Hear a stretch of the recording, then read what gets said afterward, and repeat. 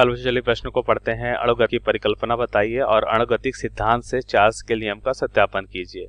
अब इस प्रश्न को समझने के लिए सबसे पहले हम प्रश्न की मुख्य अवधारणा को समझेंगे। तो यहाँ पे हम लिखते हैं मुख्य अवधारणा। सबसे पहले हम देखेंगे मुख्य अवधारणा। तो मुख्य अवधारणा में सबसे पहले हम समझ लेते हैं चार्ल्स का नियम क्या होता है। चार्ल्स का नियम अगर हम देखें तो हम यहाँ पे देखते हैं कि नियत दाब पर जो गैस का आयतन गैस के ताप के अनुक्रमानुपाती होता है। तो यहाँ पे लिखेंगे कि नियत दाब पर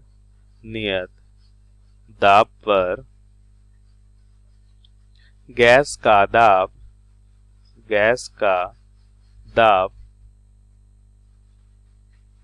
क्या होता है। गैस का दाब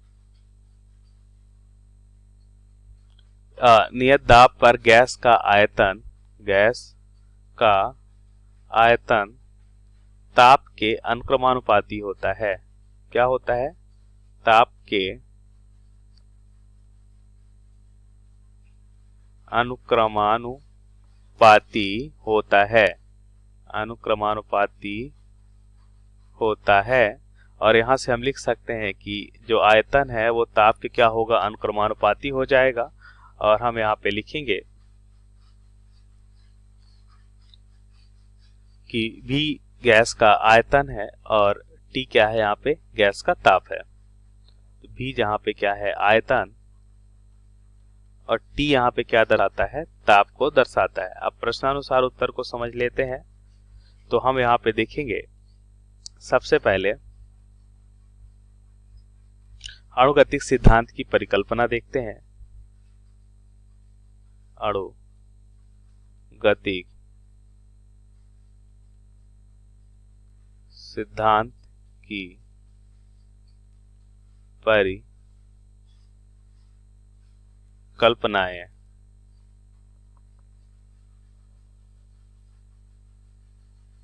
तो यहाँ पे देखेंगे अणुगतिक सिद्धांत की परिकल्पनाओं में कि गैस के या प्रत्येक गैस हम देखते हैं छोटे छोटे कणों से मिलकर बने होते हैं, जिन्हें हम क्या कहते हैं, अणु कहते हैं। तो यहाँ पे लिखेंगे कि प्रत्येक गैस छोटे छोटे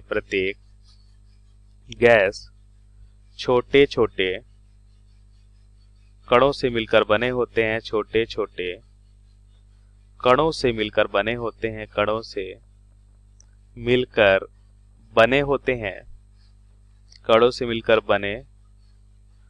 हैं। जिन्हें अणु कहते हैं। जिन्हें हम क्या कहते हैं, जिन्हें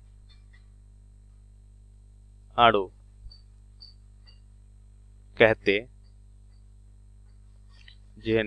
कहते हैं।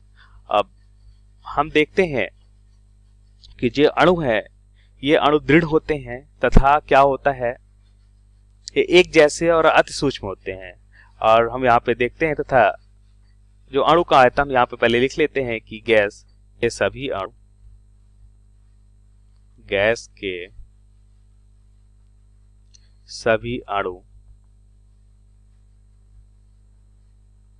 दृढ़ कैसे होते हैं। दृढ़ मतलब मजबूत कह सकते हैं।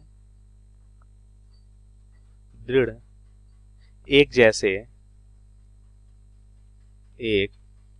जैसे तथा अति सूक्ष्म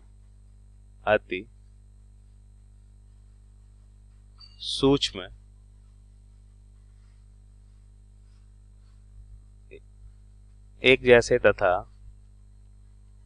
अति सूक्ष्म होते हैं तथा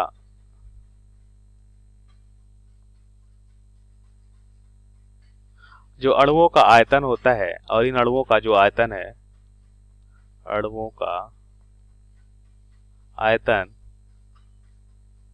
गैस के आयतन की तुलना में नगण्य होता है। इसके आयतन की तुलना में गैस के आयतन की तुलना में नगण्य होता है। अब यहाँ पे हम अगली परिकल्पना समझ लेते हैं कि जो अणु होते हैं ये सभी असंभव वेग से सभी संभव दिशाओं में अनियमित गति करते हैं। तो यहाँ पे लिखेंगे ये अणु सभी संभव दिशाओं में सभी संभव वेग से सभी संभव वेग से सभी संभव दिशाओं में अनियमित गति करते हैं। क्या करते हैं? अनियमित गति करते हैं। अगली परिकल्पना यहाँ पे देखते हैं कि जो अणुओं के मध्य जो टक्कर होता है, क्योंकि अणु क्या करते हैं? गति करते हैं, तो इनके मध्य टक्कर होता है। टक्कर को हम कैसा मानते हैं? प्रत्यास्थ टक्कर मानते हैं। तो हम यहाँ पे लिखेंगे, और प्रत्यास्थ टक्कर में हमें पता है कि गति ऊर्जा की हानि नहीं होती है। तो हम यहाँ पे लिखेंगे कि अणुओं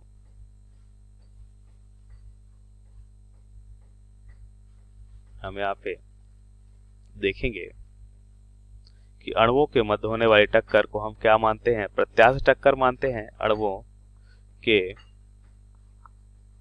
मध्य होने वाली टक्कर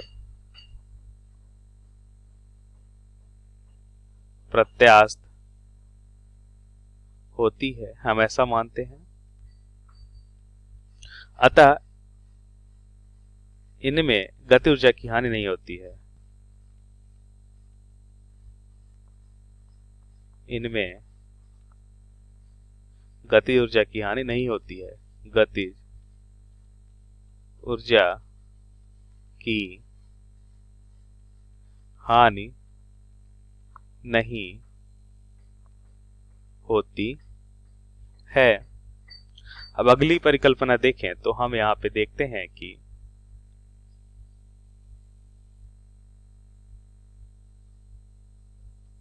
गैस के अणुओं का जो वितरण, अब ये क्या होता है कि हम मानते हैं कि जिस पात्र में गैस भरी है जिनमें अणु जो होते हैं ना सभी जगह एक समान होते हैं। ऐसा नहीं होता कि कुछ अणु हम मान लें कि लेफ्ट साइड या राइट साइड, कोई मान लेते हैं लेफ्ट साइड ज्यादा है और राइट साइड में अणु कम है, तो ऐसा हम नहीं मानते। हम मानते हैं कि गैस के अणुओं का वितरण जो होता है सभी जगह समान होता है। तो हम यहाँ पे लिखेंगे गैस के अणुओं का वितरण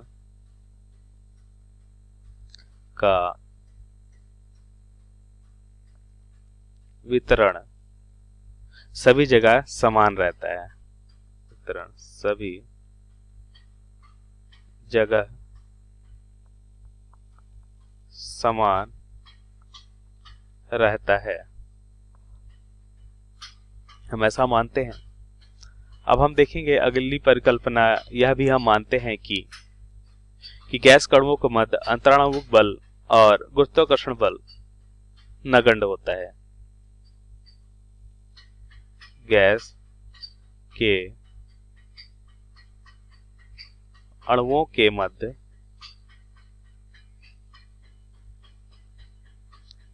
अंतराणुक बल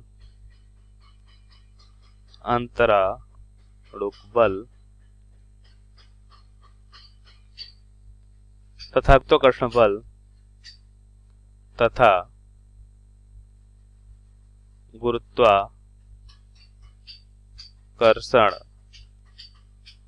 बल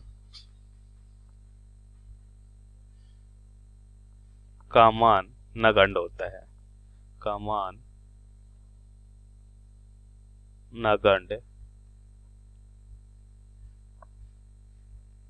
होता है। तो ये हमारी परिकल्पनाएं हैं।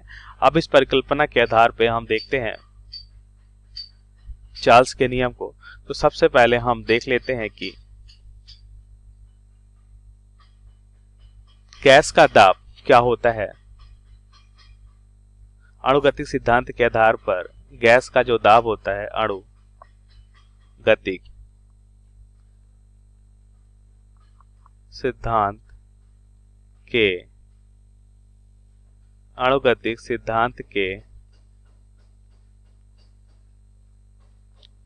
आधार पर गैस का दाब, जिसे हम किससे लिखते हैं, P से, तो P बराबर क्या होता है, P बराबर होता है, यहाँ पे हम लिख सकते हैं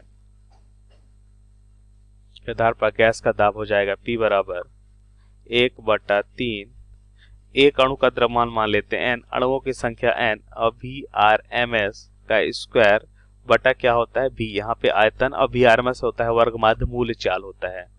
अब ध्यान से देखिए, हम वर्ग माध्य मूल चाल जानते हैं क्या होता है, Vrms बराबर होता है √3RT/m। तो यहाँ पे ध्यान से देखिए, R क्या है, गैस नियतांक है, m क्या है, अणुभार, और T क्या है, यहाँ पे गैस का ताप। अब मान लेते हैं कि तन में कितने अणु हैं, n अणु हैं, एक अणु का द्रव्यमान कितना है, m है। तो अब ध्यान से देखिए, यहाँ पे क्या हम लिख सकते हैं कि P बराबर अभी हमने देखा 1/3, क्या हो जाएगा, एक अणु का द्रव्यमान, n अणुओं की संख्या मतलब कुल द्रव्यमान हो जाएगा, अभी Vrms का स्क्वायर है, तो स्क्वायर में अगर हम करते हैं तो 3RT/m बचेगा, और बटा B आयतन। तो दिए गए स्थिति के लिए हम यहाँ पे देखते हैं, अब कोई भी अगर हम गैस मान लेते हैं हाइड्रोजन गैस है या हीलियम गैस है, तो इसका एक अणु का द्रव्यमान निश्चित हो गया, अणुओं की संख्या उस निकाय में निश्चित हो गई, तो m और n ये भी नियत हो गया, m n नियत हो गया। अगर हमें अणु मालूम है, अगर हम मान लेते उदाहरण के तौर पे हाइड्रोजन अणु है, तो हाइड्रोजन अणु का हमें यहाँ पे m भी पता होगा, r यहाँ पे गैस, अब r क्या है, गैस नियतांक है, तो यह भी एक नियत मान है, यह तो पहले से ही नियत मान है। तो हम यहाँ पे क्या देखते हैं, और इस निकाय में हम मान लेते हैं कि ये तो पहले से ही नियत हो गया, दिए गए गैस के लिए नियत होगा, दिए गए गैस के लिए कोई भी एक गैस मान लेते हैं, उसके लिए मान नियत हो जाएगा, दिए गए गैस के लिए।